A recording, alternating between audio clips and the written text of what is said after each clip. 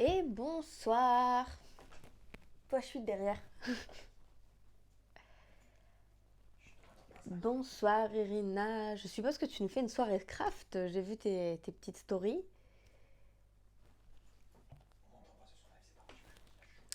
Alors, est-ce que vous allez bien? Sleep et...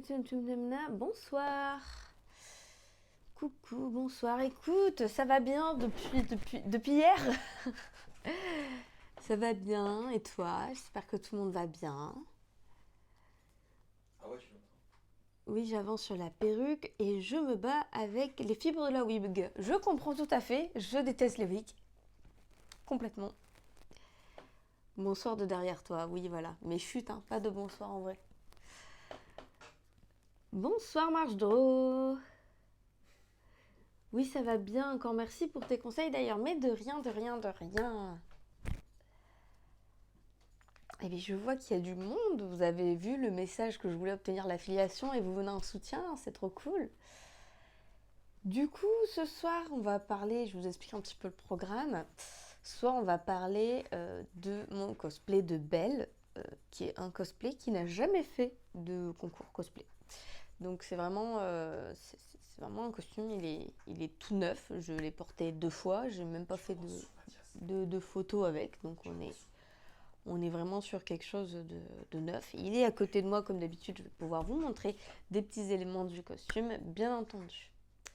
Mais avant ça, je vais vous raconter 2, 3 petites choses qui me sont arrivées, voilà, en attendant de voir s'il y a quelques retardataires.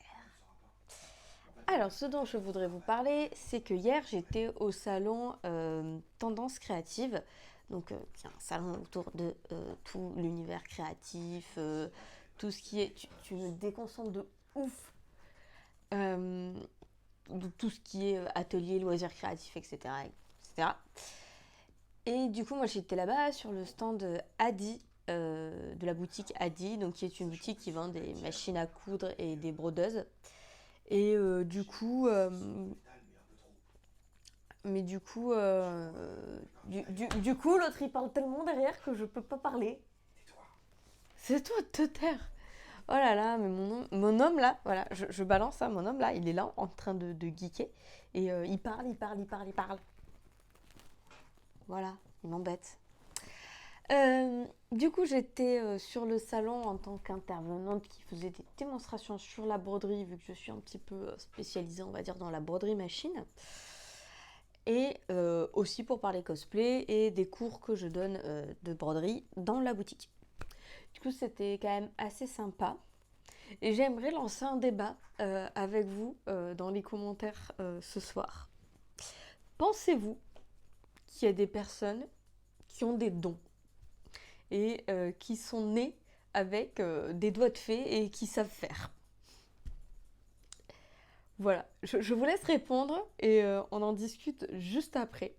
Voilà, est-ce que vous pensez qu'il y a des gens, ils ont des prédispositions, ils sont destinés à réussir d'une façon ou d'une autre? Ils sont nés là, il y a le Saint-Esprit ou je sais pas quoi qui a dit lui il va être doué en couture ou lui il va être doué en cosplay, oui, nanana, nanana, nanana. Voilà.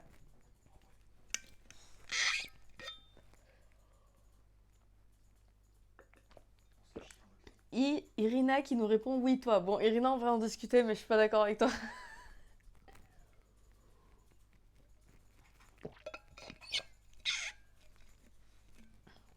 Mais dites-moi, voilà, ce que vous en pensez. Est-ce que le don existe? Je pense que oui. Ok, on est plutôt sur du positif jusqu'à présent.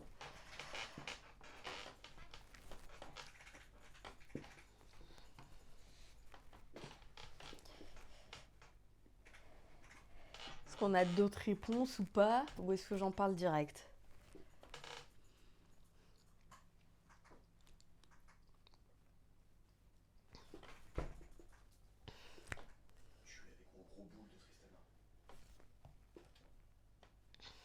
Alors vous êtes combien? Attendez, je vais voir combien vous êtes sur le live.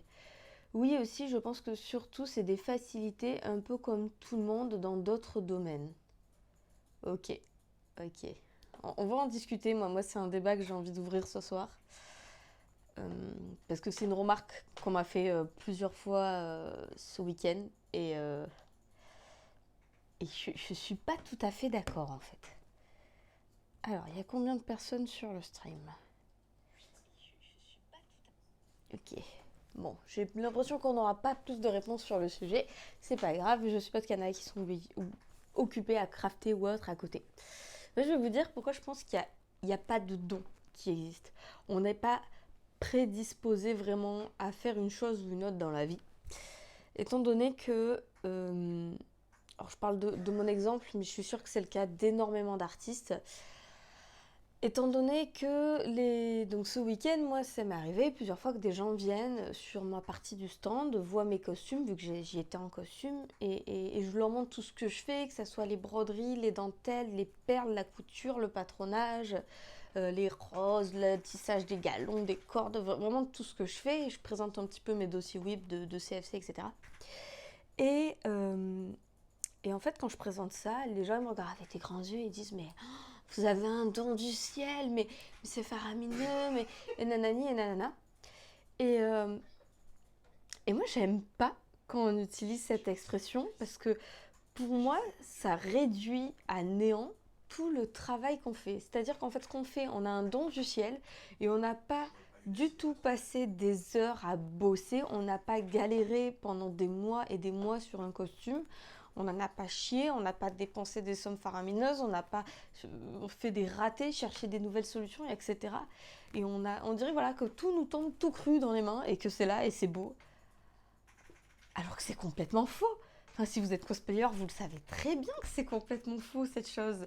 Et c'est pareil pour tous les métiers, tous les artistes. Quelqu'un qui fait du dessin, il n'est pas naturellement doué en dessin. Par contre, c'est probable qu'il fasse du dessin depuis qu'il sait tenir un crayon, depuis ses 3 ans. Vous voyez? Et du coup, voilà, la notion de don, c'est quelque chose qui me déplaît un petit peu, parce qu'on n'est pas arrivé là comme ça. On peut, je pense, avoir peut-être des prédispositions dues à notre environnement familial ou social. C'est-à-dire que moi, je suis née dans une famille où il y a énormément de gens qui font du bricolage et de loisirs créatifs. Donc on peut dire que j'ai un peu baigné dans ça. Ma mère, elle faisait de la poterie, de la peinture et des choses comme ça. Mais il faisait pas de cosplay. Et tout ce que j'apprends, que ça soit la broderie, la modélisation 3D, les perles et tout, c'est des choses que j'apprends en autodidacte et sur lesquelles je passe des heures et des heures et des heures. Donc oui, j'étais dans un milieu qui était propice à ce que je fasse de l'art, mais c'est surtout mon travail pour moi qui fait que j'en suis là où j'en suis. C'est mon travail, ma niaque, ma patience, ma passion, mon envie de faire mieux. Et, et alors, on ne le voit pas, mais rien que quand j'analyse une image de référence, j'y passe des heures et des heures pour trouver le costume, pour trouver ce que je veux, pour rendre le costume meilleur en fait, vous voyez. C'est... Alors, je te lis ton message, Irina. Après, je pense que ça reste dans les facilités, dans le sens que c'est quelque chose qui nous plaît, on a envie d'en savoir plus et de s'améliorer. J'ai zéro facilité en maths, faut pas me demander de faire des équations. Oui, mais en fait, moi, comme je dis, je pense qu'on peut faire n'importe quoi. On est capable de faire n'importe quoi si on a la patience, la, la détermination, la passion qui va nécessairement lier la patience et la détermination. Donc, patience, détermination, passion et éventuellement un peu d'argent, notamment pour le cosplay, on se retrouve facilement à investir dans du matériel qui est assez cher et encore qu'il y a plein de choses qu'on peut faire avec du matériel entrée de gamme, on n'est pas obligé d'avoir la machine à coudre la plus folle du marché, etc. On peut aussi se débrouiller avec du minimum. On pourrait tout faire à la main comme ils faisaient à certaines époques où il n'y avait pas de machine à coudre et qui faisaient des robes absolument somptueuses pour les rois, reines et autres personnes de l'aristocratie. Voilà, à l'époque, elle faisait tout à la main. C'était juste extrêmement plus long. Mais en fait, je pense qu'avec du temps, de la patience, de la passion, et tout le monde peut arriver à faire ce que les gens font. En fait, c'est toujours une question de prendre le temps d'apprendre, pour moi. Et moi, quand je présente mon costume de Cendrillon, là, comme ça, les gens, ils prennent plein de paillettes, ils voient plein d'éléments, ça a l'air énorme. Mais j'ai passé 2 ans sur ce costume. J'ai passé 2 ans à bosser dessus, bosser dessus, bosser dessus. Et si j'avais eu un don, j'aurais passé 6 mois, je pense. Est-ce que vous voyez ce que je veux dire? Est-ce que vous pensez qu'il y a des gens, voilà, ils ont des dons et moi, je le crois pas. Et comme on le voit, euh, on voit des trends avec des cosplayers assez connus pour leur travail, etc., qui disent mais tout le monde commence petit. Et vous voyez leur premier cosplay, bah oui, mais ils ont commencé quelque part et c'est normal. Du coup, moi, j'ai envie d'encourager les gens à se dire maintenant, il n'y a pas de don. Si tu veux, tu peux et tu y arriveras, en fait. Voilà. C'est le petit débat du jour. Oh, Thomas qui est derrière moi est pas tout à fait d'accord avec ça, dans le sens où il pense que peut-être, voilà, qu'en fonction du milieu social, etc., on peut y arriver plus facilement. Euh, J'imagine effectivement, comme on voit, les fils de médecins ou les filles de médecins sont souvent médecins. Voilà, pareil pour les avocats, pareil pour tous ces métiers. Forcément, si on vient d'une famille d'artistes, on a baigné dans ça quand on était petit, donc nécessairement on y arrive plus facilement.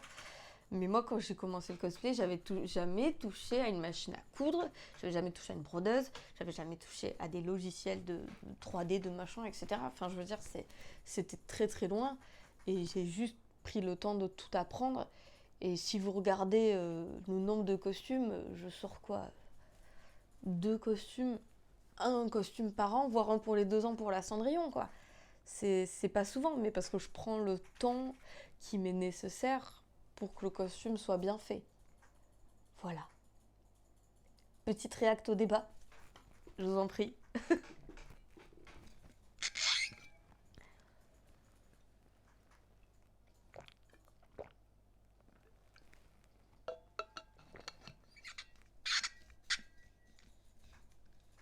Après, je dis pas.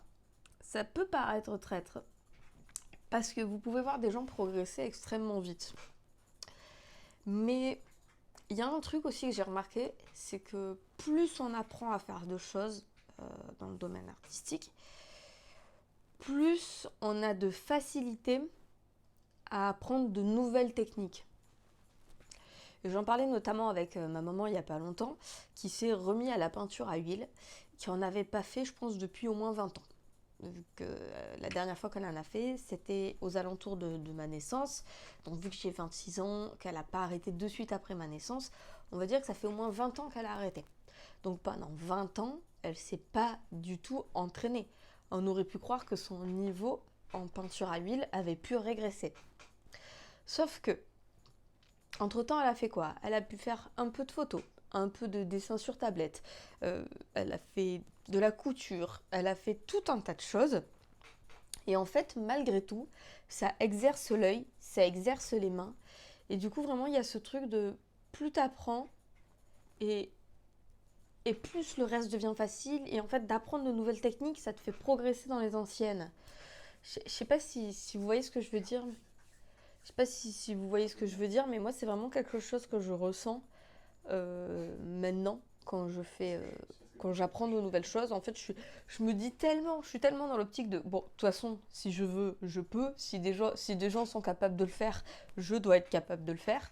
Je suis tellement dans ce truc que, en fait, je finis par y arriver, mais parce que je m'auto-convainc que je vais y arriver. Il y a quelque chose comme ça, quoi. Après, voilà quoi. Je pense que plus vous vous diversifiez, et plus vous apprenez, et plus vous êtes fort. Moi, je pense que en m'améliorant en broderie, je me suis aussi améliorée en couture, et en faisant de l'impression 3D, je m'améliore sur d'autres choses parce que je fais de la peinture, et donc ça va me donner des idées pour autre chose, etc., etc., etc. Et pour moi, plus on maîtrise de choses, et plus vite on apprend, quoi. Voilà. C'était le petite chose que j'avais à dire. Et du coup, je suis assez, euh, je suis assez énervée quand des gens me disent oh, mais moi, j'arriverai jamais à faire ça. Et j'ai envie de leur dire mais est-ce que vous avez essayé déjà? En fait, c'est sûr que si vous essayez pas, vous y arriverez pas, quoi. Et, et en fait, je me dis, les gens, ils se découragent de suite. Ils n'ont pas la foi. Après, moi, j'ai la chance d'être intermittente du spectacle, donc j'ai quand même énormément de temps libre. Donc, j'accumule beaucoup d'heures de travail de travail sur les cosplays, etc. Pendant mon temps libre, qui est énorme. Donc, je peux avoir l'air de progresser beaucoup plus que d'autres, euh, alors que pas du tout. C'est juste que je passe beaucoup plus de temps grâce à mon emploi du temps. Et juste une fois que vous aurez passé le nombre d'heures que je passe ou d'autres passent à travailler vos techniques, ben vous risquez aussi d'être à ce niveau-là en fait. C'est juste qu'on ne peut pas tous avoir le même temps. Voilà, moi j'ai la chance d'avoir beaucoup de temps libre, mais je sais qu'il y a plein de gens qui ont des boulots qui leur prennent toute la journée, quoi. Ils bossent 8 à 10 heures par jour et ils ont clairement pas le temps de faire du cosplay le soir en rentrant parce qu'ils ont une vie de famille, parce que ceci, parce que cela. Et donc c'est normal que ceux qui vivent comme ça progressent moins vite. Mais c'est pas grave, ils progressent quand même. Voilà.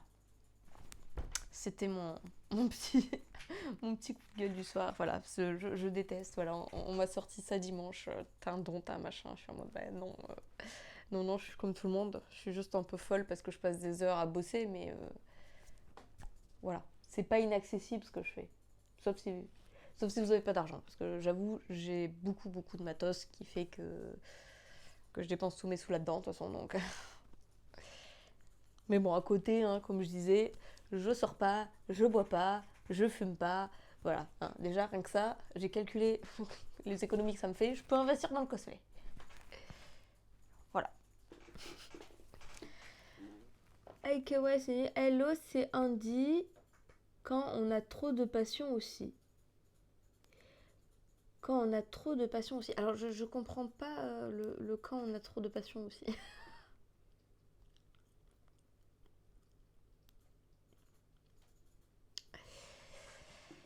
C'est bien, on n'a jamais trop de passion.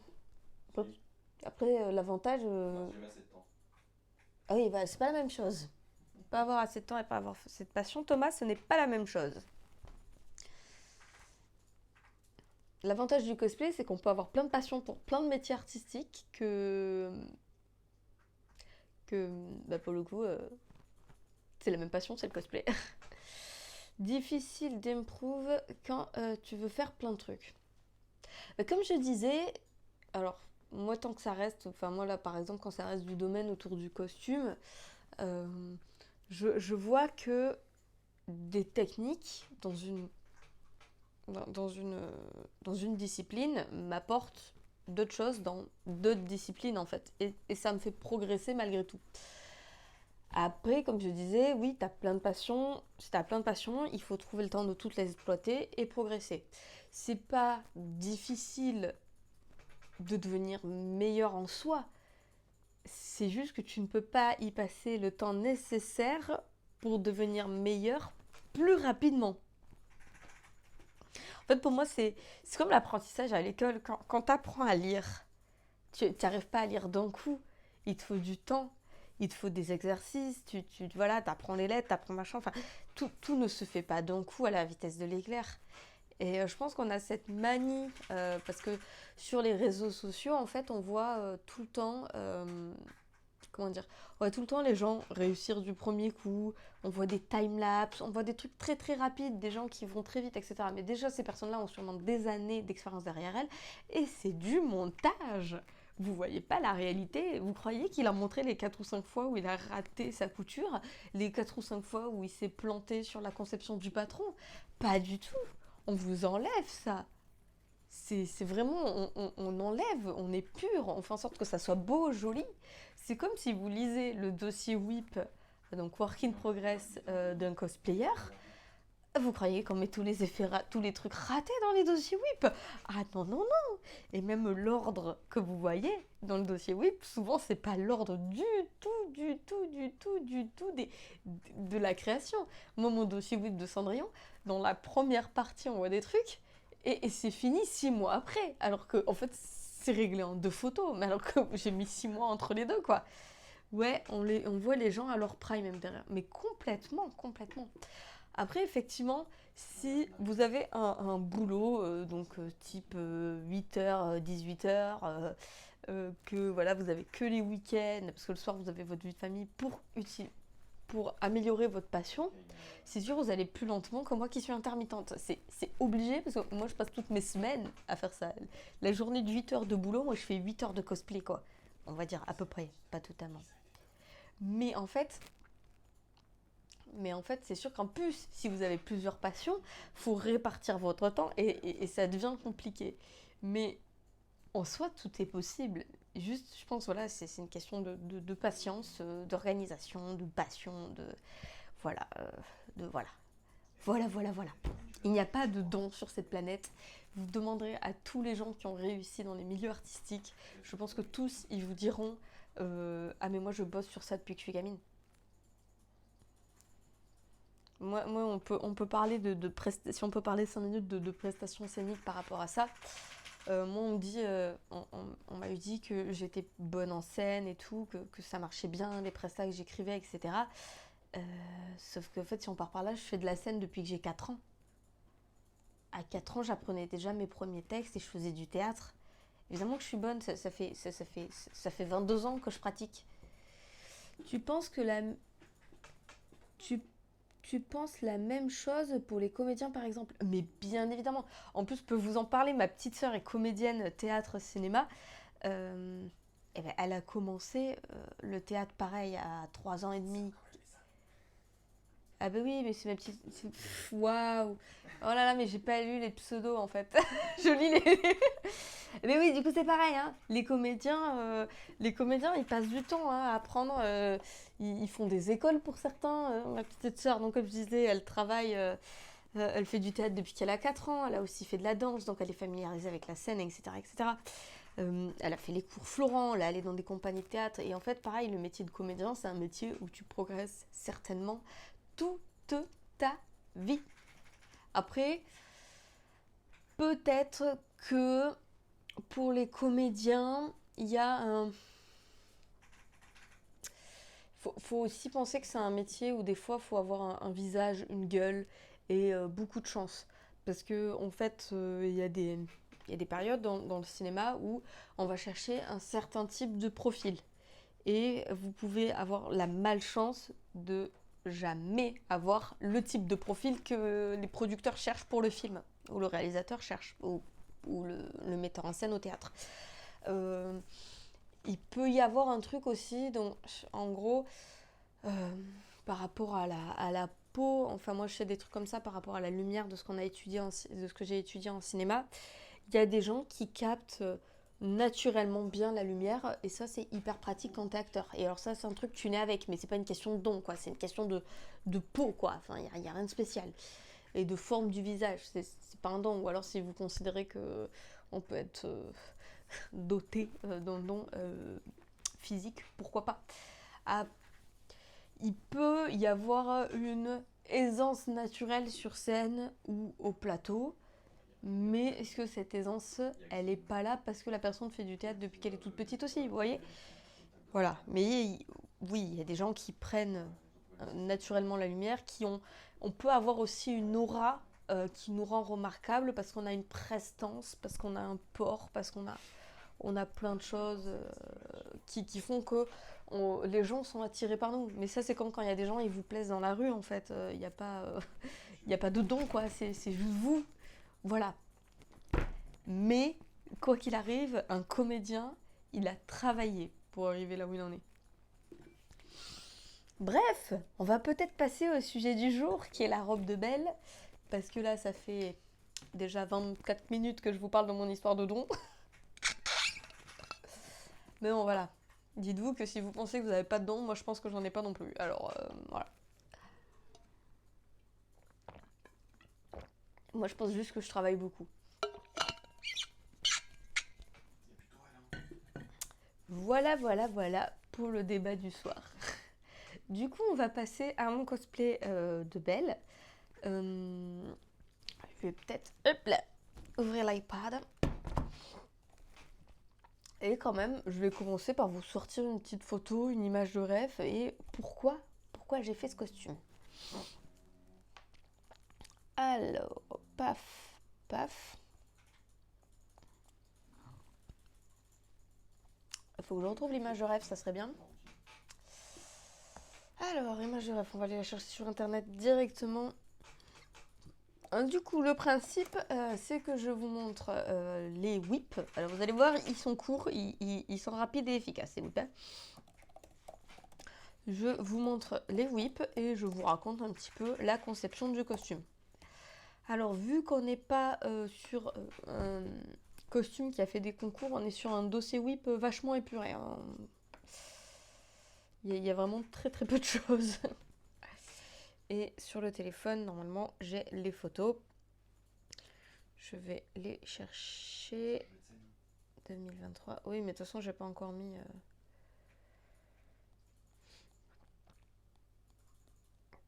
Tac, tac, tac, tac. Allez, hop. J'en ai pris 3. Je l'envoie à l'iPad. Si il veut bien. Ok, on est bon. Alors, je vais faire un petit dossier à part. Parce que sinon, vous allez voir le costume sur lequel je bosse actuellement. Et je veux garder le secret jusqu'au reveal. Tu penses te présenter... Le présenter en concours cosplay, du coup? Eh bien, j'aimerais beaucoup. Seulement... Seulement, j'ai été un peu deg parce qu'il il a été refusé à l'ICL. Soi-disant parce que le design n'était pas un design officiel. Oui, je le prends très mal. Alors qu'il s'agit bien d'un design officiel vendu dans les parcs Disney. Mais les organisateurs de l'ICL ont décidé que Disney n'avait pas raison, apparemment. Voilà. Sauf que en fait, la photo leur a été envoyée sans explication pour vérifier si c'était bon ou pas. Et moi, je n'ai pas pu envoyer les justificatifs nécessaires, donc on m'a juste refusé. Voilà. Non mais oui, ils font chier avec les images officielles, surtout que c'est une image officielle. Je peux vous montrer, je vous montrerai.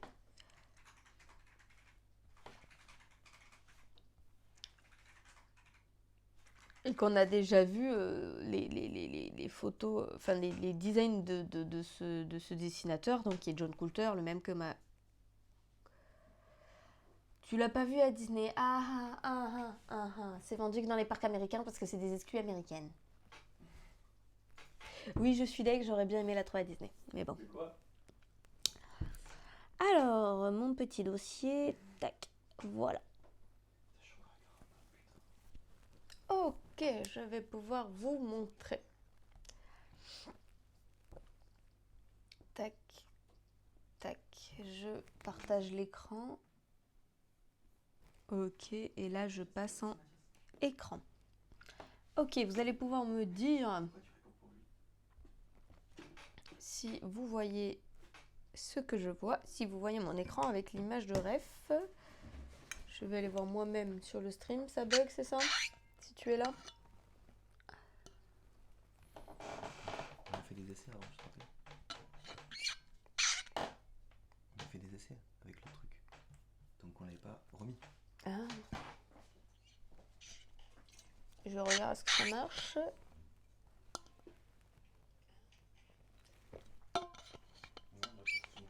Ça fonctionne toujours pas. Non mais regarde, c'est encore bugué comme la dernière fois. Ah, mais ça fait que bugger. Ils sont vilains, ils sont vilains. Non, Matt, c'est pas fait pour Windows. Je vous explique un peu la connerie. C'est que j'ai acheté une carte de capture là, ou machin, je sais pas quoi là, pour pouvoir streamer là, ça là, pour pouvoir vous streamer ce que je fais sur l'iPad. Sauf que je sais pas pourquoi, Mac là, Apple, ils ont décidé que ça fonctionnait pas. Ça fonctionne nickel avec le téléphone. Voilà, ça marche très bien avec le téléphone, mais ça ne marche pas avec ma tablette. Surtout qu'on est d'un Mac à un iPad, donc franchement, je sais pas pourquoi ils m'embêtent. Et bah, du coup, c'est assez relou. Alors attendez, je vais mettre le chat sur le téléphone. Comme ça, je vous verrai. Tac. Il est où le chat?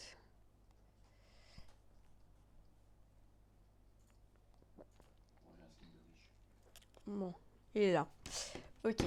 Et du coup, je sais pas pourquoi ça marche pas. Donc du coup, je suis obligée de dire à OBS, donc le truc qui gère pour Twitch là, de capturer l'écran du Mac. Et je suis obligée de dire à l'iPad qui diffuse sur l'écran du Mac.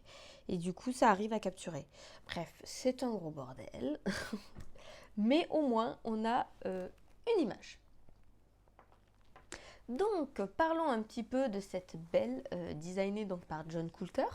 Je vous apporte quand même la preuve qu'il s'agit d'une image officielle. Voilà. John Coulter Design, Disney Official Fine Artist for Disney Park and Disney Gallery. Ouais, jugez pas mon accent. Sachant que ce dessin a été vendu donc sur les parcs en dédicace avec l'artiste officiellement qui venait pour des expos d'art Disney. Donc voilà, c'est officiel. Et si je continue à vous montrer, tac tac tac, vous voyez les designs sont magnifiques. Je veux tous les faire. Tac. Vous reconnaissez la petite Blanche-Neige de Minali / Nikita. Alors c'est les deux seuls que je sais qui l'ont fait à ma connaissance.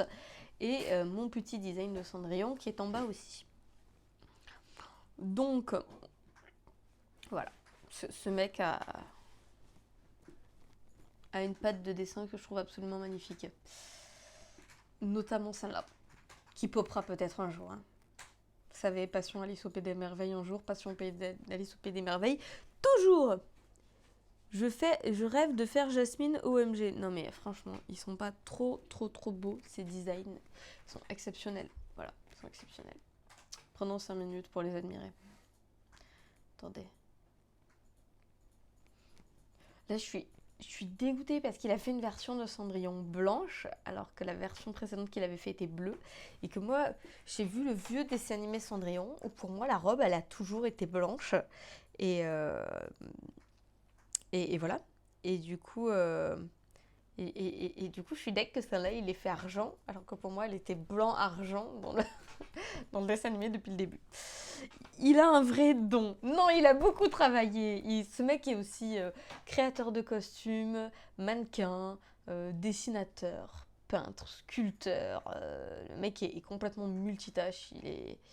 Il est très doué, mais il n'est pas doté d'un don. Il a beaucoup travaillé pour en arriver là. Go Alice, elle est magnifique et tu l'incarneras encore à la perfection. Mais oui. Et puis c'est un costume bleu. Tous mes costumes sont bleus. Je la voyais blanche gris perle. On est d'accord, Irina, on est d'accord. Elle est blanche, Cendrillon. Voilà. Ouais, j'ai le chaperon rouge, mais il y a un détail de bleu quand même. Et belle aussi, mais il n'y a pas de bleu. Alice, il y a du bleu, Alice Manès. Ah, pas beaucoup, mais il y en a. Voilà, il m'embête, mon homme. Mais j'ai beaucoup de costumes bleus. Ça dépend laquelle.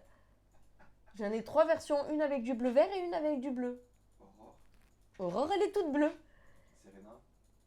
Aurore, pas de bleu. Serena, pas de bleu, mais c'est mon premier costume, ça compte pas. Non, mais j'ai quand même beaucoup de costumes bleus. Donc là, on a la petite Blanche-Neige dans la lune. Il a fait tout un thème de lune. La petite sirène. La petite Jasmine aussi. Elle est très mignonne. J'essaie de la zoomer sans que ça bug, mais apparemment ça va pas être le cas. Voilà, très mignonne. J'adore l'effet du tissu.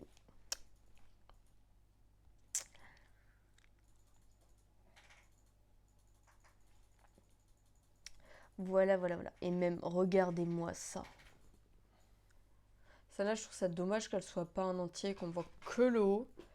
Parce que quand même, elle est quand même extraordinaire, je trouve. Et mais vous voyez, si un costume pareil, c'est un costume qu'il faut envoyer en concours parce qu'il est énorme, il est imposant, il est plein de détails. Et en fait, il y a quand même un gros risque, vu que c'est qu'un portrait, il n'y a pas de bas, il n'y a pas d'arrière. Il y a quand même un méga gros risque qu'elle soit refusée en concours, quoi. Parce qu'en plus, ça veut dire qu'il faut inventer tout le bas. Ça, pour moi, c'est pas un problème. J'adore, je kiffe, hein, mais Mais en concours, ça peut être pénalisant. Mais oui, Irina, elle est trop belle. Voilà. Le pire, c'est qu'il a fait une version où on la voit plein pied, mais pas du tout le même style. Elle est dans un espèce de kimono, mais pas du tout pareil. Voilà. Bon, allez, repassons au costume. Hop. Donc voici l'image de référence. On est du coup sur la petite belle, mais version poupée mise sous une petite cloche. Moi, quand je l'ai vue, je l'ai trouvée sublime.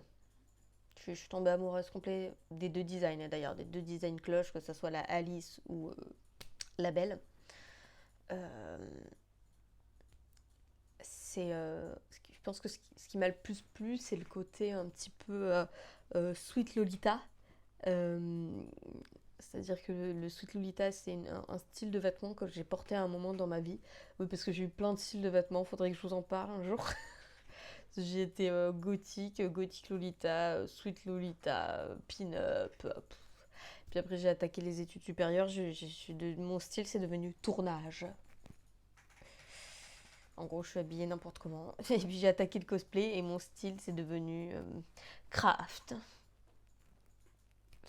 Voilà. Donc avant, je faisais très attention à comment je m'habillais. J'étais toujours en robe. Tout était très millimétré. Et maintenant, je m'habille comme une plouque la plupart du temps.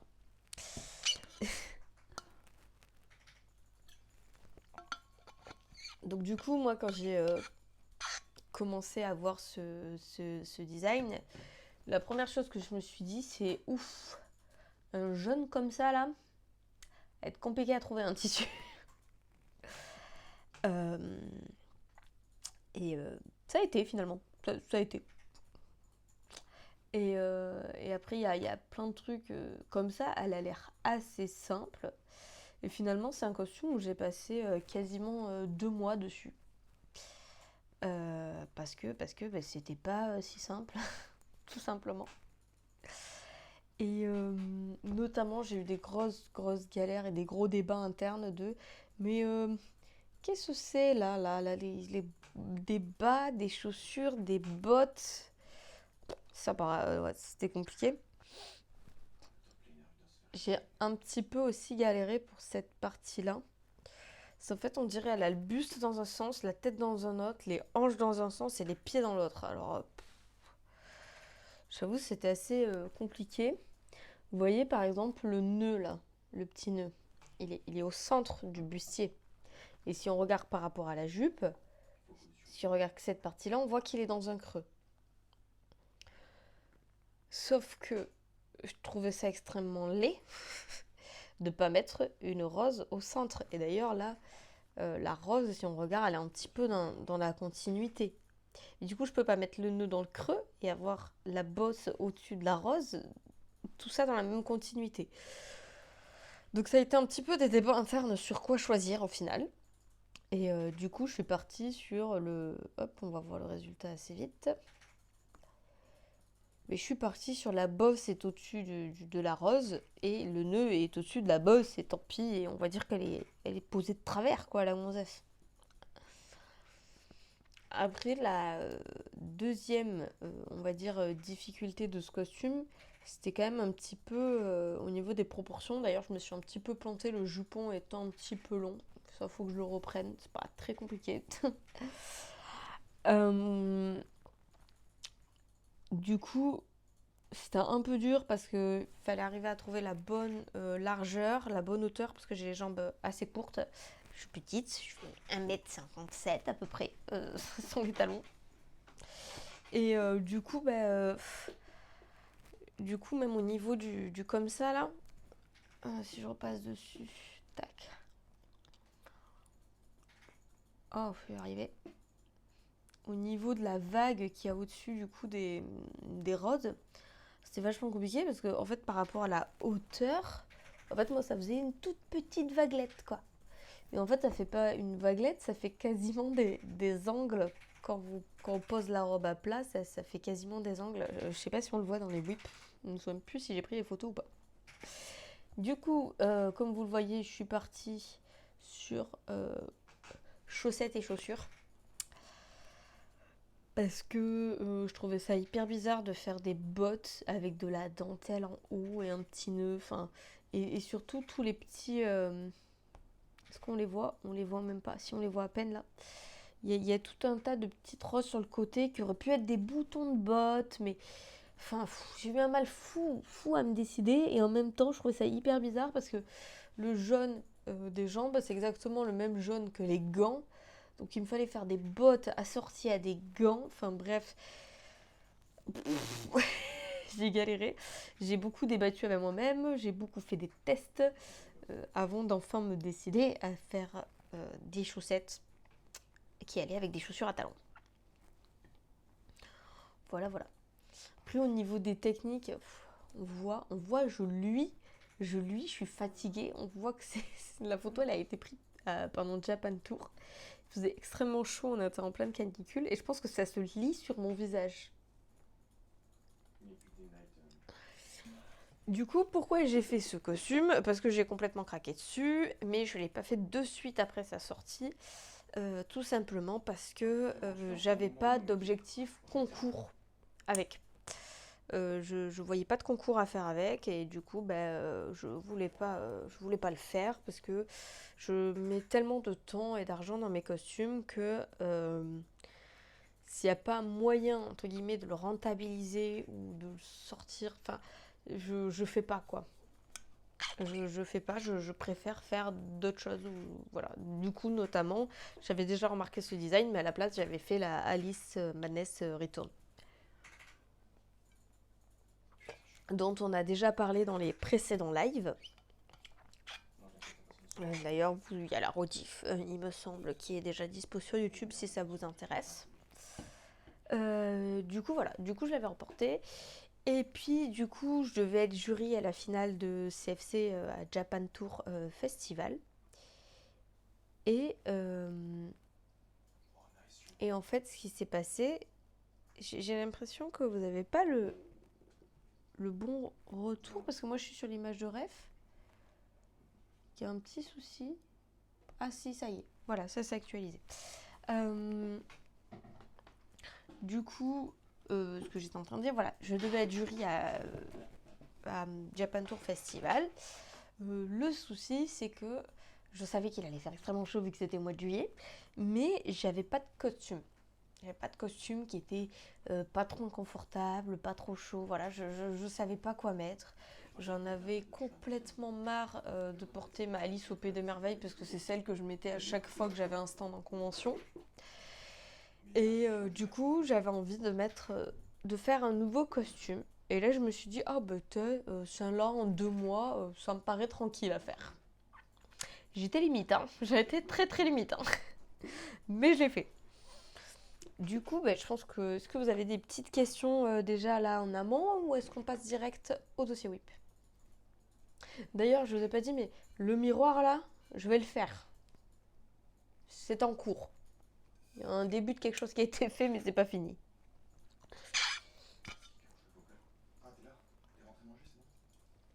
J'aimerais faire lumière aussi pour accompagner, avoir le petit lumière.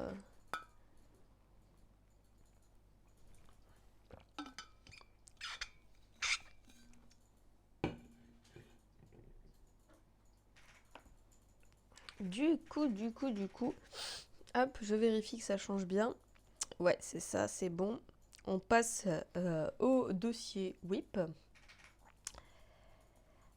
Alors, eh bien, on commence comme d'habitude par les broderies, parce que c'est toujours la première chose dont je parle. Vous commencez à connaître la musique. Est-ce que je vous raconte comment je fais mes propres dentelles à la brodeuse? Ou est-ce que vous commencez à vraiment connaître la technique? Mais s'il y a des nouveaux, je peux raconter, il n'y a pas de souci. Ou alors éventuellement pour la rediff, ça peut être intéressant de le mettre.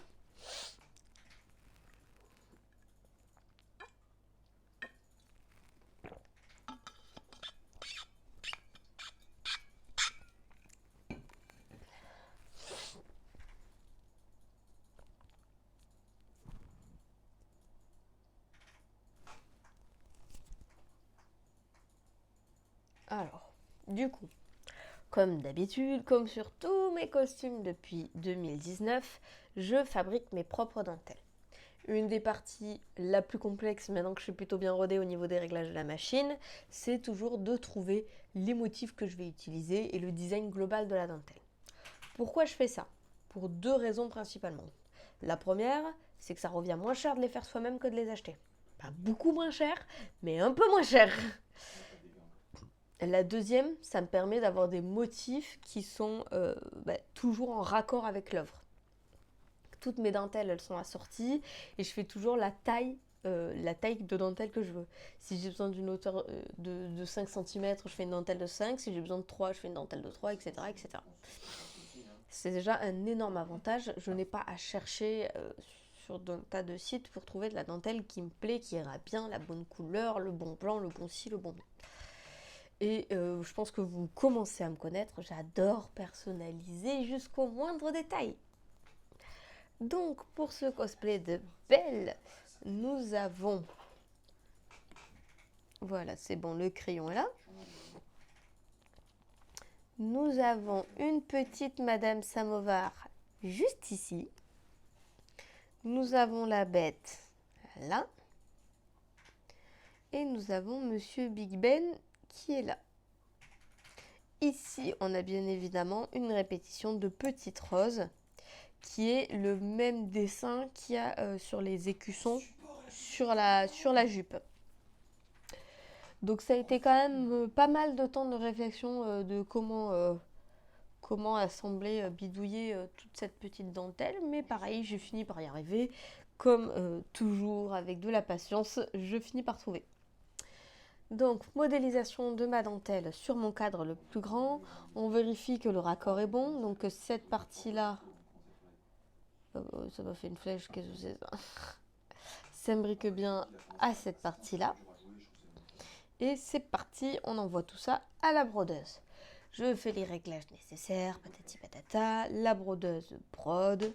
Et vous voyez, comme d'habitude, une petite ligne pour garder le droit fil le mieux possible pendant les broderies. Ensuite,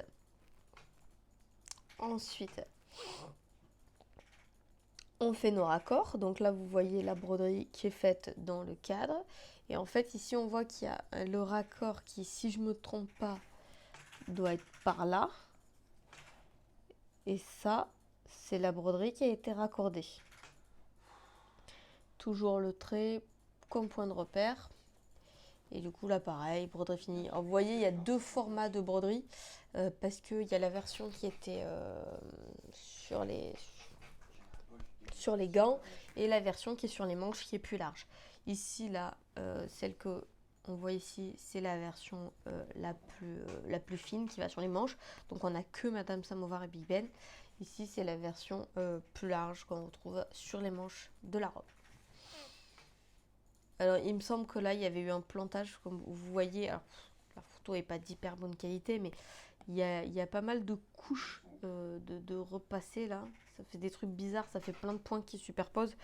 Parce que, sans faire exprès, j'avais mis plusieurs motifs les uns sur les autres. Donc, ça faisait pas beau. Voilà, donc ça c'était un test. Du coup, j'avais arrêté la machine pour refaire. Et là, vous avez le résultat des deux dentelles une fois découpées. Voilà. Et là, c'est repassé. Là, ça l'est pas encore. Si vous vous demandez.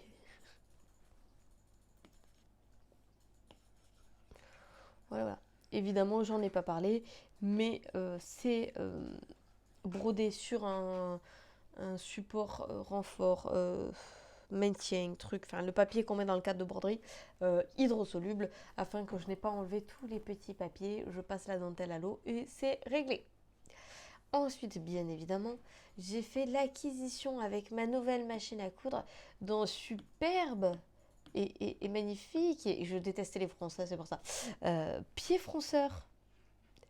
À savoir que vraiment moi et les fronces, c'était la grande haine. Oh, je vais changer de couleur.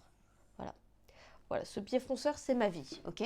Voilà, c'est exceptionnel, c'est un espèce de gros monstre là, et on dirait qu'il y a une fourchette qui pousse comme ça le tissu, et ça pique en même temps, et c'est la vie, et ça fait des fronts, c'est le truc le plus merveilleux au monde. On peut même faire des plis, des petits plis avec. Voilà. Ensuite, on continue sur le thème de la broderie, et on passe donc au rose, qui c'est un mélange de techniques d'appliqué et d'écusson. Donc ça, c'est la modélisation que j'ai faite à partir de l'image de référence.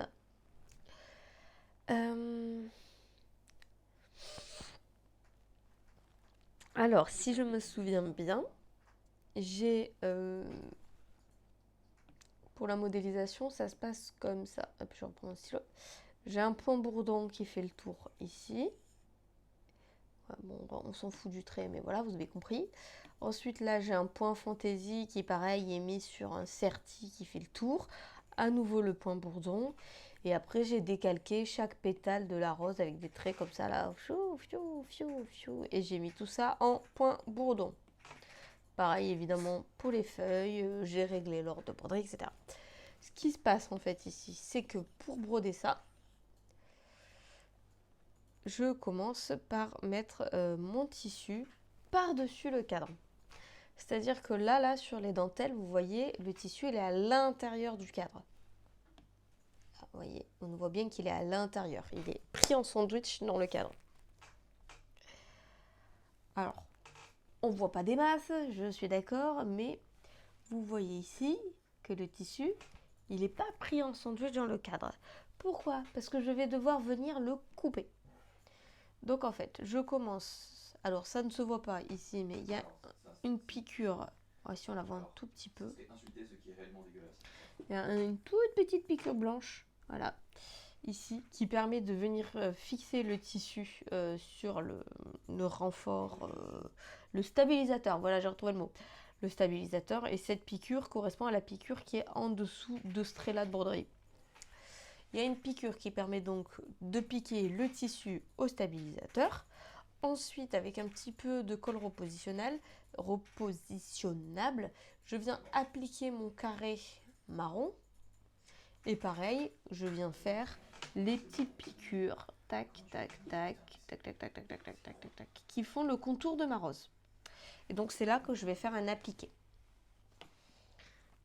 Une fois que je vais détourer au ciseau ces petites piqûres et je vais obtenir ceci, la deuxième photo donc. Et ensuite, par-dessus cette partie-là de la rose, je vais venir broder mes points bourdons afin d'avoir quelque chose de joli. Là, petit extrait de la machine qui nous fait un point bourdon. Alors, je pense que c'est l'extrait d'un essai parce que je vois que le point n'est pas parfait.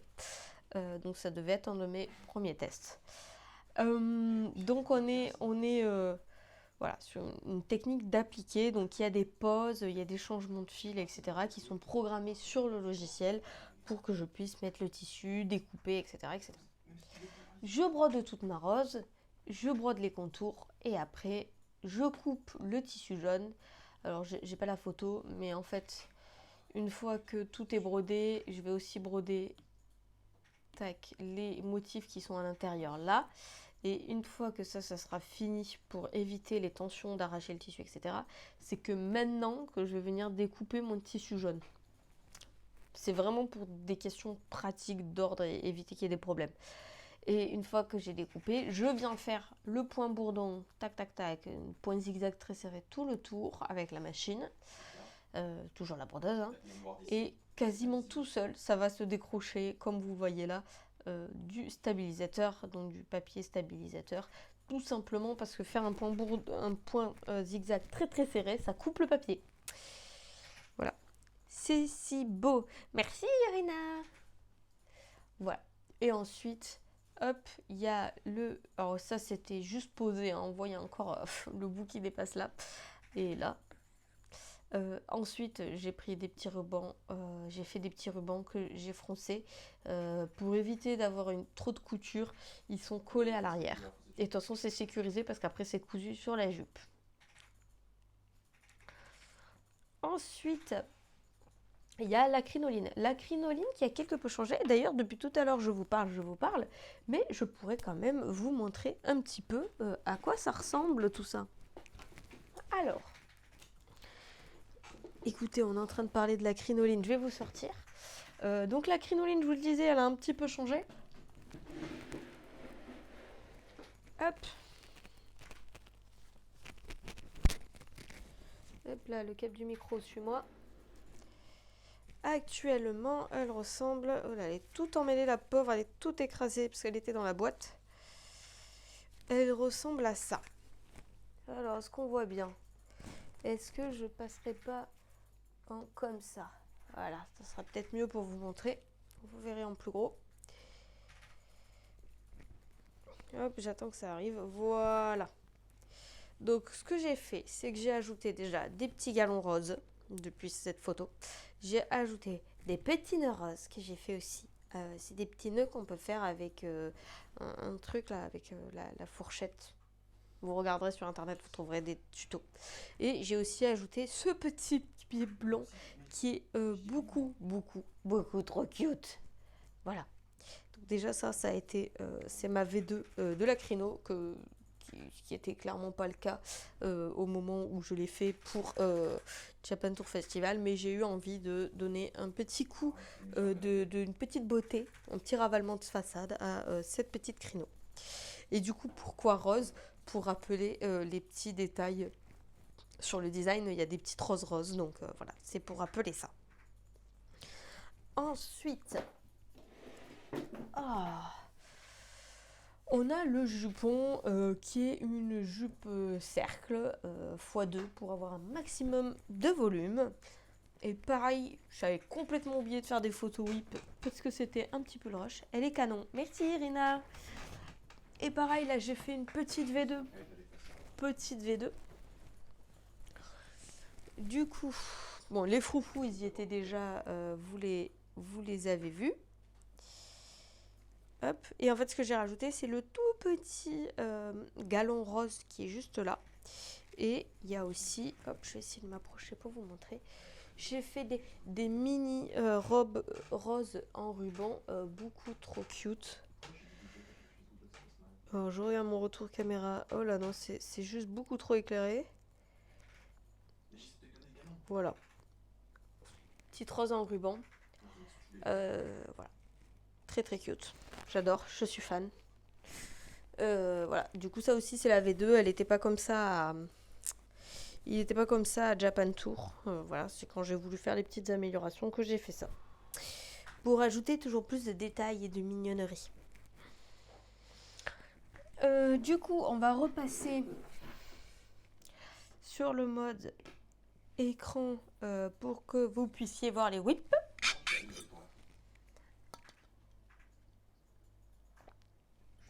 Donc là, vous avez la photo du jupon qui est par-dessus la crino. Ensuite, on passe à la jupe, du coup.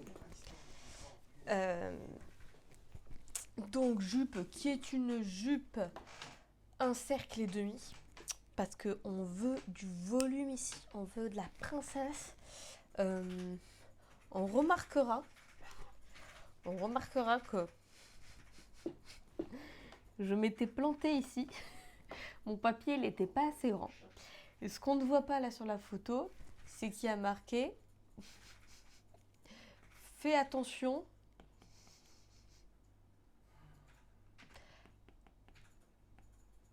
T'as eu la flemme. Un mode, ouais, c'est pas ça le patron, juste faut genre continue ton cercle parce que là, t'as juste eu la grosse flemme de changer de papier parce que ça rentrait pas. Voilà, on adore. Hein. Je me laisse des petits messages sur mes patrons. C'est mignon, quoi. Et donc, voilà le résultat mis sur le mannequin avant qu'il y ait tous les foufous qui s'ajoutent. Ensuite, on passe au corset. Du coup, là, c'était basé sur le patron du livre Self-Made Princess de Nikita. La doublure est une doublure plein de petites roses jaunes et bleues. Donc, il y a un détail bleu sur le costume. c'est l'intérieur, il se voit pas, mais il est là. Ensuite, j'ai tiré le patron j'ai tiré dans mon tissu avec des petites abeilles. Là, justement, on parlait du fait que on ne voit pas les erreurs. Et ce que je n'avais pas réalisé sur le coup, parce que d'habitude, je travaille qu'avec des tissus unis ou presque, et c'est moi qui rajoute les décos dessus. Là, il y a des petites abeilles. Il y a plein de petites abeilles. Et ce que je n'avais pas pensé, c'est qu'il fallait que les petites abeilles, elles soient alignées et qu'il y ait des raccords, malgré mes coutures. Et donc, je crois qu'il y avait genre, je crois que c'est ça-là et ça-là, où du coup, c'était pas du tout raccord. Les abeilles, en fait, au lieu d'être en quinconce, tout à coup, elles étaient face à face, ça allait pas du tout. Et du coup, j'avais dû retailler. Heureusement, comme vous le voyez, il me restait pas mal de tissu. Mais du coup, j'avais assemblé et là j'étais dit ah bah non ça va pas, c'est pas beau. Du coup j'avais refait. Voilà. Non mais du coup comme quoi tout le monde fait des erreurs. Hein. Ensuite ça c'est l'assemblage. Donc j'ai ma doublure avec ma triplure je sais même plus comment ça s'appelle. C'est pas du dénime, c'est du coutil ou je sais pas quoi, enfin bref, un tissu blanc hyper rigide, là, en coton. Là, on a la doublure et le dessus du corset, et voilà à quoi ça commence à ressembler, du coup, quand ça prend forme. Tac. Ensuite, j'ai fait mes premiers tests. Pareil, là, vous voyez le petit galon, là, c'est complètement une prise de liberté. J'ai fait mes premiers tests avec mon pied fronceur pour voir un petit peu ce que ça donnait. Là, c'est petit surjet à une aiguille. Ce point peut être très très beau, qui s'appelle un roulouté, mais du coup à la surjeteuse. Donc en gros, c'est un point très serré à une aiguille. Et je vais essayer de vous le montrer de près. Hop, on va repasser comme ça. Et vous voyez le tout petit point là sur le bord de mon ruban. En fait, pour le coup, c'était du tissu et c'est moi qui ai fabriqué le ruban. Et vous voyez les petits points, voilà, c'est ça que fait la machine à surjeter. Il est fort probable que votre machine à surjeter le fasse. Et en fait, voilà, vous le savez pas. Oui, mais ça m'a le fameux pied fronceur. Non, mais c'est la vie, ce pied fronceur. Et il coûtait une blinde, mais j'ai pas regretté l'achat, quoi. Du coup, on passe à la surjeteuse, comme je vous disais. Hop.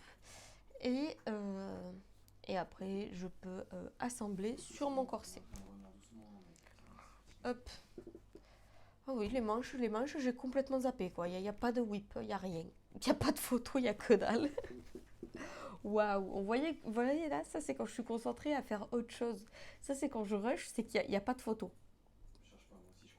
Donc là, on a l'assemblage du coup du corset avec la jupe, et je pense que les manches elles sont juste épinglées. Et on voit qu'il y a le biais qui a été posé en haut. Ensuite, ah ben voilà, on y arrive. Là, c'est le marquage des froufrous. Donc les froufrous ont été faits au pré-fonceur, mais je viens de voir qu'il n'y avait aucune photo. C'est le marquage des froufrous. Donc on voit ici. Tac. Tac. Et qui doit faire quelque chose comme ça par là, voilà. Ah, j'arrive pas à tracer. Et là, ça part à peu près comme ça, et voilà.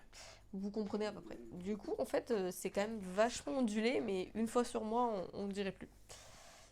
Donc en fait, là, elles sont pas cousues, hein, encore les fleurs, elles sont juste posées pour que je vois où ça donne et comment faire. Le froufrou du bas est déjà cousu. Parce que c'est fait. Voilà, parce que c'était facile à faire. Je vais du coup vous sortir la bête.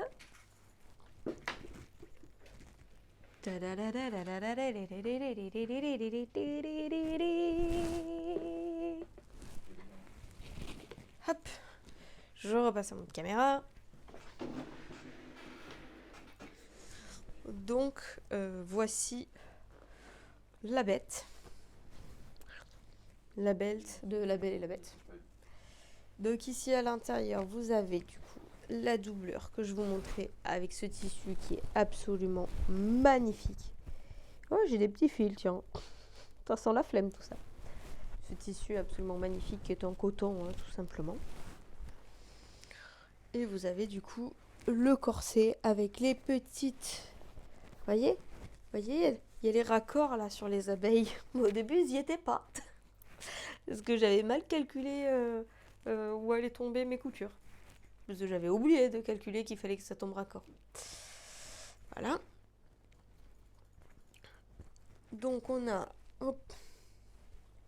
tout ça. La jupe, vous voyez, cette jupe qui est quand même extrêmement volumineuse.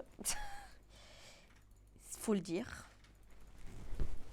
Et du coup, je vais vous montrer tac, de plus près les petites roses.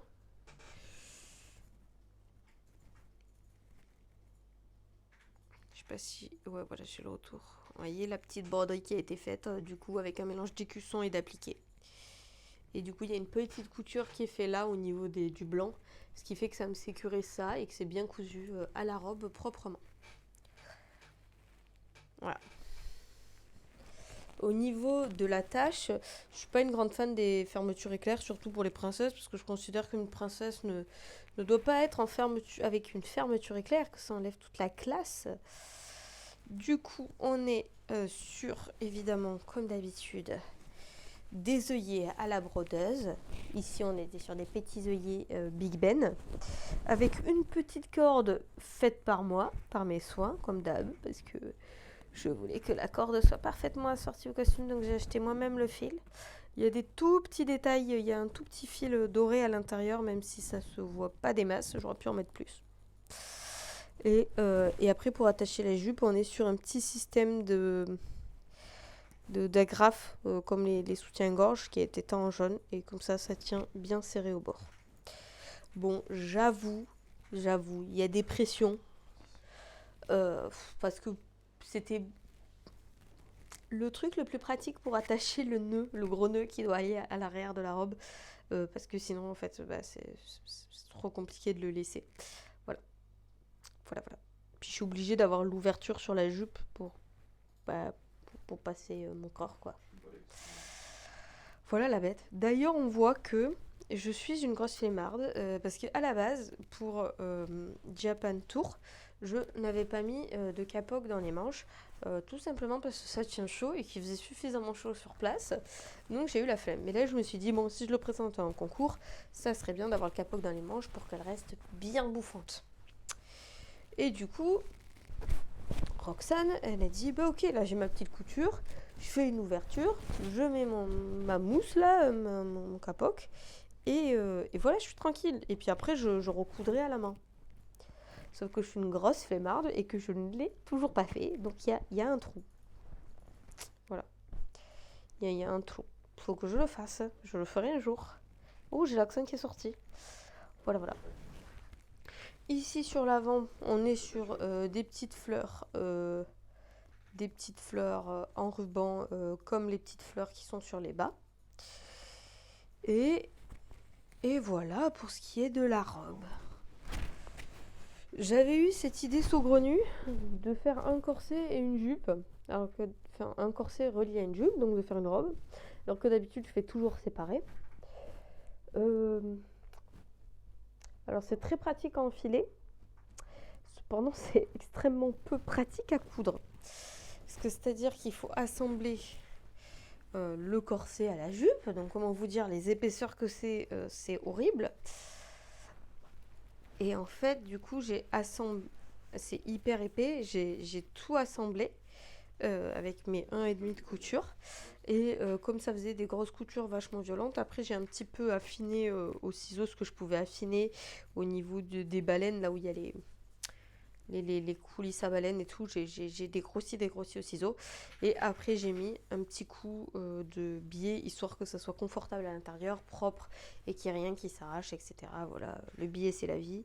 Biais que j'ai cousu à la main, histoire de ne pas avoir de surpiqûre, parce que j'aime bien quand c'est beau, quand c'est propre. Voilà, et je viens de voir que c'est tout flou depuis le début. Allô, la caméra. Vois-moi net.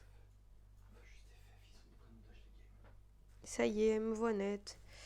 J'ai pas le retour en direct, du coup c'est un peu compliqué. Mais du coup voilà. Du coup, euh, du coup voilà comment c'est fait à l'intérieur. Mais du coup c'était assez peu pratique. C'est passer toutes ces épaisseurs ensemble correctement. Voili voilou pour ça.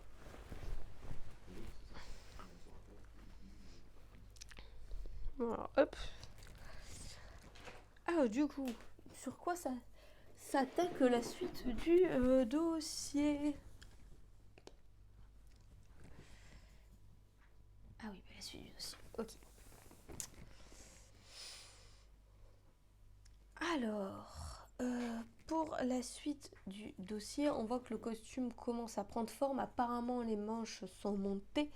Les froufrous du bail cousu, les roses sont cousues. Et il me semble discerner, ici comme ça, là, hop, le marquage des froufrous. Là, on voit la couture des froufrous à la machine, rien d'exceptionnel. Hop. Et ici, on voit que je fais le test du froufrou qui est en haut. Voilà. J'ai taillé en disant il me faut tant là, tant aux épaules et tant dans le dos. Et sachant que j'allais froncer x2, donc j'ai essayé, j'ai fait un test. J'ai dit bon coup, on voit ce que ça donne. Et voilà, ça a donné ça. Donc ça, c'était mon tissu test. Et voilà, le foufou final. J'adore comment cette robe rend en photo, je trouve ça exceptionnellement beau. Voilà. Et les œillets, les petits œillets Big Ben, comme je vous ai déjà parlé. Voilà, voilà. Ensuite, eh bien, on attaque les bas. Les bas et les gants qui sont donc en jersey coton, donc on est en mode 100% naturel. Donc bah, c'est de la teinture, hein, comme d'hab. Alors ça se voit pas vraiment beaucoup là sur le dossier, mais le tissu, alors ça se voit plus du tout, en vrai non plus d'ailleurs c'est tombé.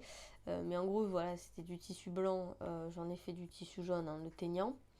Et je l'avais entièrement pailleté avec du mica doré, donc des micro paillettes dorées, histoire de faire un truc hyper shiny, mais tout en discrétion. Voilà.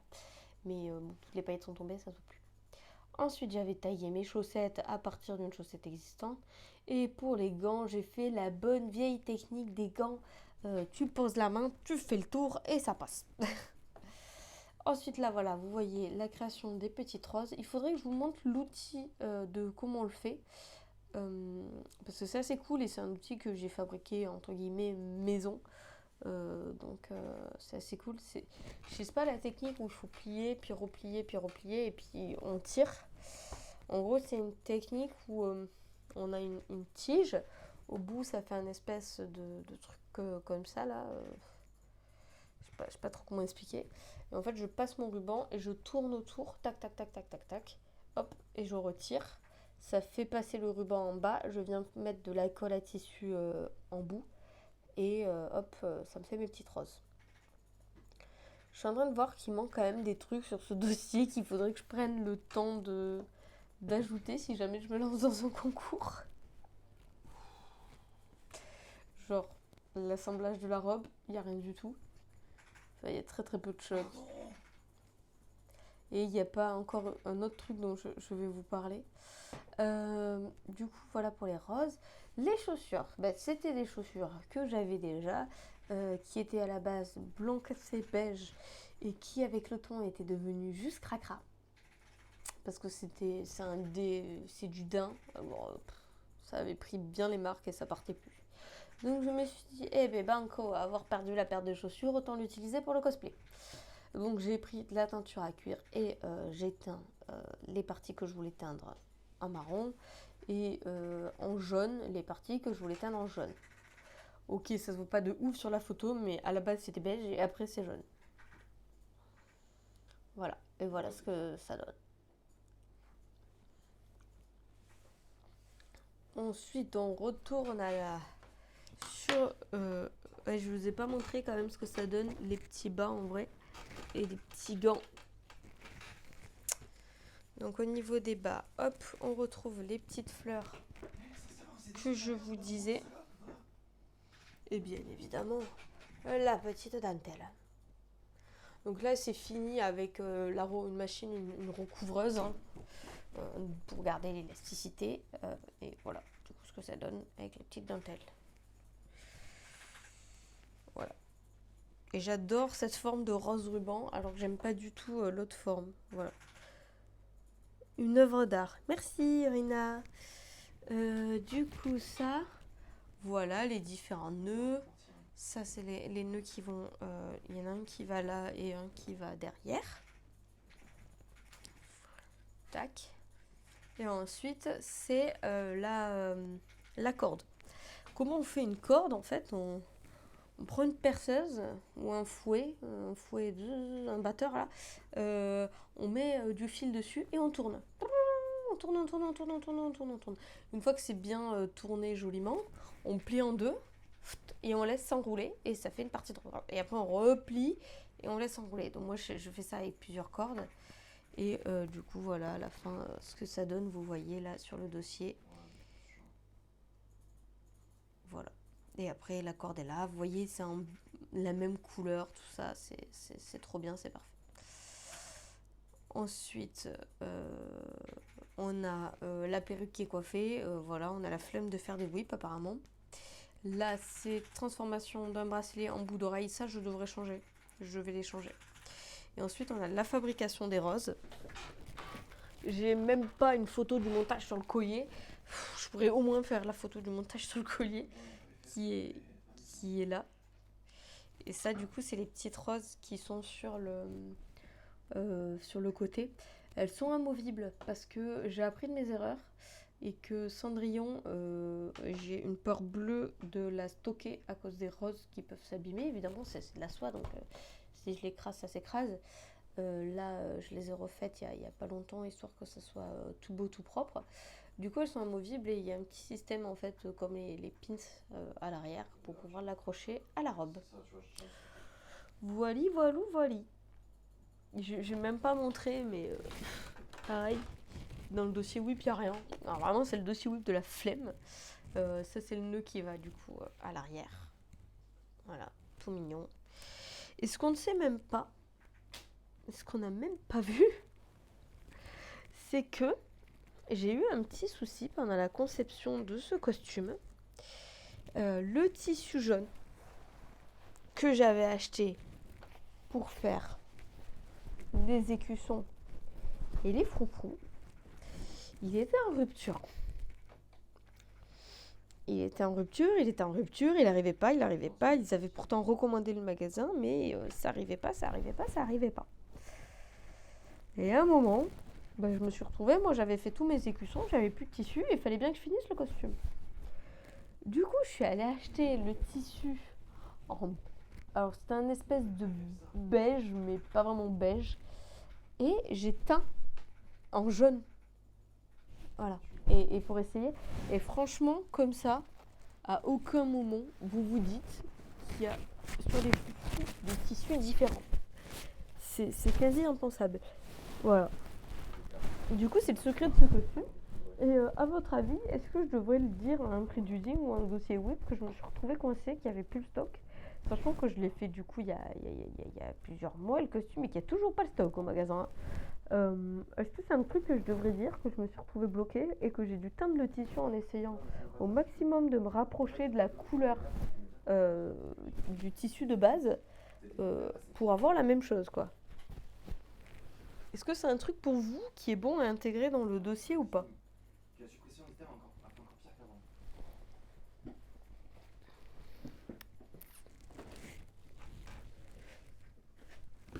C'est en même temps, je me dis, c'est quand même une performance d'avoir réussi à teindre le tissu de la même couleur.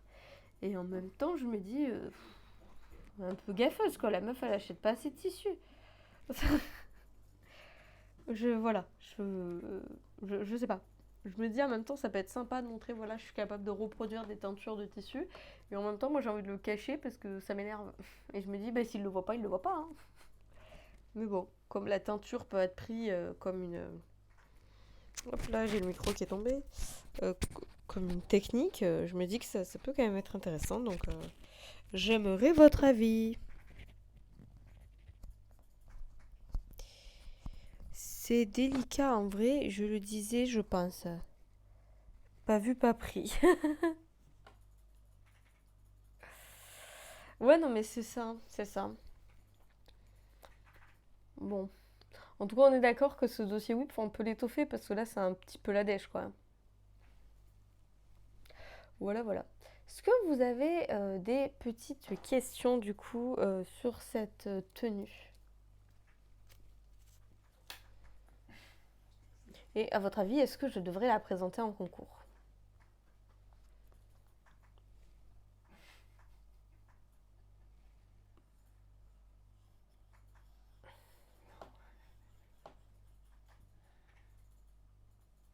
Je suis en train d'effacer tous mes dessins caca. On en parle que ça fait 50 minutes. Oui, Go, il est déjà pas mal fourni. Ah ouais, tu trouves qu'il est pas mal fourni? Moi, je trouve qu'il est vide, y a rien. Je me suis trop habituée au dossier SFC et j'ai l'impression qu'il manque plein d'étapes. Genre, on voit jamais les manches. Même pas été fichu de faire une photo des manches. Là, on voit jamais la fabrication des roses. On voit juste les roses. Je vois plus. Oui, on veut le voir en concours, bien sûr. En plus, j'ai une idée presta un peu avec. Mais le problème, c'est que l'idée presta, elle coûte vachement cher. Elle est vachement compliquée parce que le décor est énorme.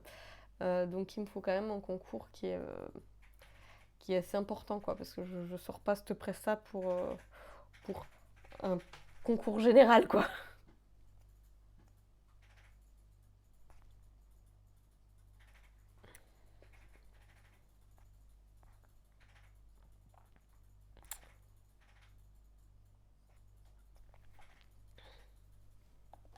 Ouais. C'est ça en fait. À étoffer un peu quand même. Moi, j'ai l'impression. Oh l'éternel. Voilà, voilà. Ah si, ce que j'ai fait, enfin ça se voit pas, mais c'est que par rapport aux premières versions, là ça y est pas dans le dossier, j'ai rajouté des... Attendez, je vais repasser en caméra, je vais arrêter la diffusion de l'iPad. Ce que j'ai fait aussi, c'est que je trouvais il y avait pas assez de détails. Ne me tapez pas, mais je trouvais qu'il n'y avait pas assez de détails. Si vous voyez là, il y a des... Je sais pas si ça se voit trop, si je bouge comme ça, il y a des mini cabochons blancs en céramique. Voilà, ça ajoute du relief. Et j'ai fait pareil. Du coup, hop, à toutes les dentelles. Je vais essayer de vous montrer ça. Vous voyez, des mini petits cabochons blancs pour ajouter, Mais ça vient, descend pas, putain, il a 5000 de Chine. pour ajouter du détail. 5000 de Chine que j'ai acheté. Voilà, parce que je trouvais qu'il n'y avait pas assez de strass et de paillettes. Je me suis retenue de mettre des strass parce que je trouvais que la robe était toute... elle avait une harmonie dans le design qui ça le faisait pas les strass, quoi. Mais bon, j'adore les strass, alors ça m'énerve. Voilà, voilà. Pour un bon d'achat à 5 € chez un marchand de figurines. C'est pour ça, voilà, exactement. C'est pour ça que je ne veux pas faire un concours général avec ce costume. C'est magnifique. Merci, merci, merci, merci. Du coup, voilà pour ce petit stream. J'espère que ça vous a plu. Je vois que vous avez été 10. C'est super cool. On est monté jusqu'à 15. Bah, écoute, génial. Merci à tous d'être passés. Non, bah non, jeudi. On se retrouve jeudi pour parler de quoi. Je ressors mon planning, il est caché quelque part là-dedans. Là. On se retrouve du coup jeudi pour parler de 3, 2, 1. On va faire un stream analyse de référence. Alors, si vous ne connaissez pas, je vous explique le principe. Vous m'envoyez des images de référence de de costumes, images photos, images d'un animé, d'un film, de n'importe quoi, d'un costume que vous voulez faire ou pas. Et du coup, on fait ensemble, je vous dis un petit peu les techniques que j'utiliserai, les tissus que j'utiliserai, etc. Je fais ces streams parce que j'adore faire de l'analyse de référence. Il y a tout un tas d'images de rêve que j'ai déjà analysées moi toute seule pour mon plaisir, dont le cosplay ne verra sûrement jamais le jour. Et du coup, vous pouvez me l'envoyer soit au moment du stream, soit à l'avance sur Instagram si vous le souhaitez, ou par mail plutôt, parce qu'au moins la qualité sera haute. Voilà. J'ai presque fini mon chaussé au moine MDR. D'accord. Mais écoute, j'espère que ton fromage était bon. J'ai pas compris qu'est-ce que ça venait faire là, Irina, mais d'accord. Et sur Insta, je suppose que tu parles des images de référence. Du coup, ah, la perruque. Ok, j'ai compris, d'accord. Eh bien écoute, tant mieux, tu t'en es sortie, je suis contente. Et du coup, pour les images de référence, je suppose que c'est par rapport à ça que tu mis sur Insta. Vous pouvez envoyer par Insta, par mail. Mon mail est sur mon Insta, évidemment. Et sinon, vous pourrez me donner les noms des personnages en direct et j'irai faire la recherche sur Google. Voilà. Voilà. J'espère que ce stream vous plaira. C'est un stream que vous verrez régulièrement du coup sur cette chaîne. Après, on parlera du coup lundi prochain de mes cosplays d'Ariel. Donc là, j'ai pas trop de whip. J'ai quelques trucs, mais c'est pas fou. Mais on parlera plutôt. C'est pour ça qu'on va parler de mes 3 cosplays d'Ariel. Voilà, je vous parlerai un peu pourquoi je l'ai fait, les aventures que j'ai vécues avec, tout ça. Ensuite, jeudi d'après, on fera cosplay et cinéma mon parcours. Donc, comment j'ai lié le cosplay et le cinéma en devenant costumière. Et que c'est grâce au cosplay que je suis devenue costumière, que je n'ai pas du tout fait des études dans le sens. Enfin bref, je vous raconte un petit peu mon histoire. Ensuite, le lundi d'après encore, on fera les coulisses d'un show cosplay. Pour ceux qui ne le savent pas, j'ai fait un show cosplay, La Reine des Neiges, qui est composé de plein de gens de ma famille, et notamment de Thomas qui est ici. Du coup, on pourra le visionner si ça vous intéresse. Par contre, il fait 40 minutes. Mais on pourra aussi parler un petit peu des coulisses, des effets de scène, comment on fait ci, comment on fait ça, etc. Ensuite, on refera un stream analyse de référence, parce que c'est trop bien les analyses références. Et on fera aussi un stream C'est vous le jury. Dites-moi, je vais essayer de faire un petit sondage sur Instagram, mais vous pouvez me dire dès maintenant si vous préférez qu'on fasse un C'est vous le jury orienté costume ou C'est vous le jury orienté presta. Voilà. Tu penses te relancer dans des shows cosplay? Alors, un show cosplay, c'est extrêmement long et onéreux à faire. Sachant que moi, le principe avec mon association, c'est que les gens ne donnent pas de sous, ne font pas eux-mêmes leurs costumes. En fait, c'est l'association qui finance les costumes. Donc, comment dire que c'est extrêmement onéreux. Que le show Reine des Neiges qu'on a fait, il est fait vraiment que par des bénévoles. Voilà, on n'a pas eu d'aide, on n'a pas eu de financement. La seule chose qui nous, on va dire, finance un tout petit peu, c'est quand on est invité en convention, on se fait un petit peu défrayer pour tout ce qui est voiture, hôtel, essence et pour tout ce qui est pressing, etc., lavage des costumes, quoi, usure, etc. Du coup, ça nous permet de faire des nouveaux costumes quand il y en a besoin. Mais voilà, donc c'est très compliqué, c'est très long. Actuellement, je n'ai pas vraiment le temps. Après, si des conventions sont intéressées, on peut très bien ressortir le show Reine des Neiges, il n'y a pas de souci. Voilà. Ensuite, le 4 avril, juste avant que je parte en tournage, nous ferons un stream sur mes premiers cosplays. Donc là, je vous parlerai du début, les commencements, etc. Et ensuite, le 25 avril, quand je serai revenue de tournage, on fera une tier list de mes cosplays où je vous sortirai sûrement des photos de moi enfant en costume de princesse ou autre. Vous allez voir, voilà, on verra, ça sera un petit peu soirée anecdote autour des costumes, etc. Et puis, vu que vous aurez vu tous mes cosplays en review, en whip, etc. Vous pourrez les classer honnêtement. On fera la tier list ensemble, on choisira les niveaux et voilà. J'espère que j'arrive plus à parler. J'espère que ce programme vous plaira. Toujours, je le redis encore une fois, je propose des cours de coaching cosplay. Je peux ressortir rapidement pour vous montrer s'il y a des nouveaux. Tu as trop hâte, Irina? Trop cool, merci. J'espère que vous serez nombreux. Je vais vous sortir un petit peu vite fait. Paf, paf, paf. Voilà. Hop. Je vous partage mon écran très rapidement pour vous montrer un petit peu le programme des coaching cosplay. Voilà, j'en parle à chaque fois. Hop. Ça marche pas? Attendez. Oui, accepté. Voilà. Alors, qu'est-ce que ça donne? Voilà. Donc la première page là, c'est la présentation. Ok, pourquoi la doc est complètement décalée? Vous voyez pas bien du tout. Je file, bonne nuit. Merci pour le stream. Mais bonne nuit à toi aussi, Irina. Bonne journée, bonne soirée. Alors, ok, bon. Alors, c'est un peu décalé, mais je vais vous essayer de... Ah oui, mais ça bug complet. Ah, attendez. On va relancer. C'est la pire game de la saison 24. Bah, ça bug moins.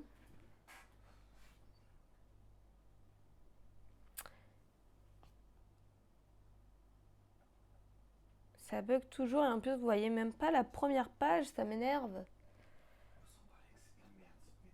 Ok, je vais essayer de vous le sortir en PDF.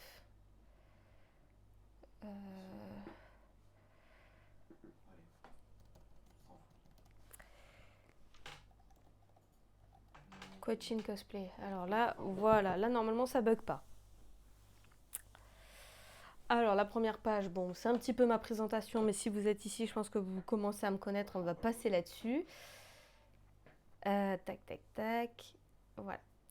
Donc le premier forfait, c'est Help, I need somebody help. C'est 1 heure de cours pour vous accompagner sur la création de votre presta ou de votre costume, pour discuter, débloquer, vous aider sur des problèmes, etc. etc.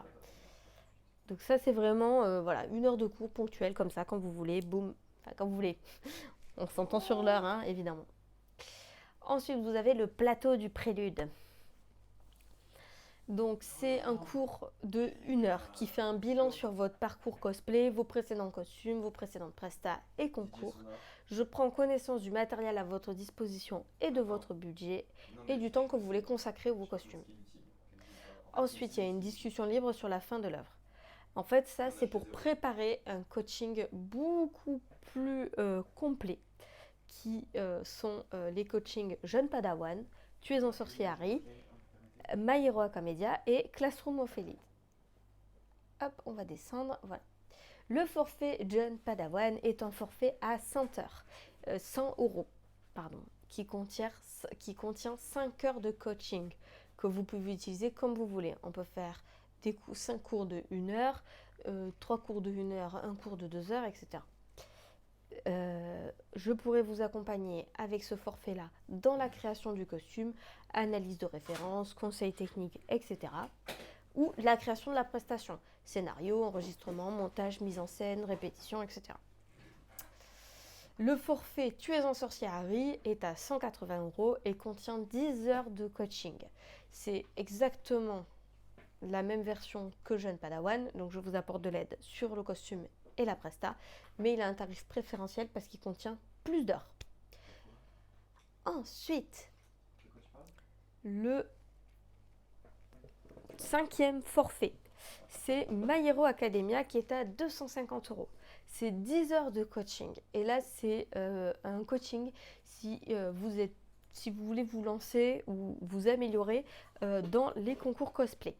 Donc, je vous accompagne sur la préparation du haut concours. Analyse du concours, analyse de la notation, on regarde les anciens gagnants, etc., etc. On discute de tout ça et voir quel est le projet le plus adapté. Comme vous le savez, il y a des concours qui sont 100% costumes, des concours qui sont 50-50, 40-60, etc., etc. la création du costume, comme les forfaits précédents, et la création de la prestation, comme les forfaits précédents. Mais je pourrais aussi vous accompagner avec ce forfait-là dans la création des décors, leur construction, l'effet de scène, etc. On parle toujours de coaching, hein. Je suis là pour vous conseiller, vous mener sur la voie, mais c'est toujours à vous de faire, hein, vu que c'est pour un concours cosplay. Et ensuite, dernière partie de ce coaching de 10 heures, l'entraînement au prejudging. Donc écriture, mise en condition, répétition, etc., etc. Le prejudging est quelque chose de très important à ne surtout pas négliger. Et le dernier forfait, Classroom of Elite, est à 350 €. C'est un forfait de 20 heures de cours. Là, c'est vraiment si vous lancez dans un gros projet. C'est la même chose que My Hero Academia, sauf qu'il y a 20 heures de cours et du coup, c'est aussi un tarif préférentiel. Vous pouvez bien sûr me poser des questions entre les cours si ça ne réclame pas un cours complet. Et voilà, c'est vraiment pour se lancer dans les concours. Là, c'est objectif podium, voilà, vous coach. Voilà pour ce qui est sur la présentation des cours. N'hésitez pas à m'envoyer un petit DM sur Instagram ou un mail. Mon mail est toujours disponible sur mon Instagram. Si ça vous intéresse, voilà, on pourra discuter ensemble du cours le plus adapté pour vos projets. Et sur ce, je vais vous laisser. Je vais terminer ce stream. Je vous souhaite à tous une très bonne fin de soirée. Pour une fois, on n'a pas fini à plus de 23 h, ça sera pas mal. Je vous dis bonne nuit et à jeudi, j'espère, pour le prochain stream.